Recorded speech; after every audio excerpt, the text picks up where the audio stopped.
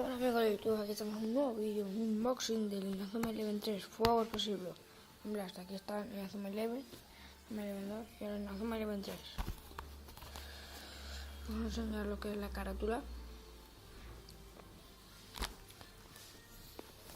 Por detrás, pues no. Dice que aunque vosotros no lo veáis, crea tu propia selección nacional y conquista el mundial. Desafía a un mundo, crea todo en su idioma. Fréntate a los equipos, no sé qué, no sé cuántos. Está guapo los dibujos. Lo abrimos. Y esto es Inazuma Eleven 3, el juego.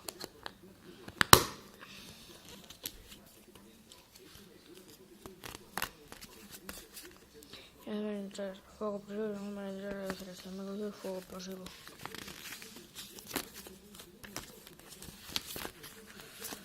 Y al pasar al revés, cuarto cosas que hay por ahí.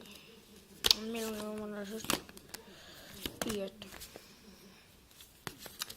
Y sí, esto es el juego. Luego no sé si subiré vídeos del Inazuma Eleven 3.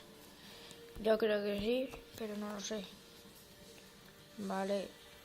Pero eso sí durará poco porque estoy grabando en el móvil.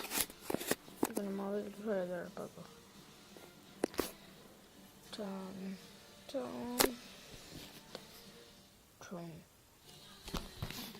chon, chon.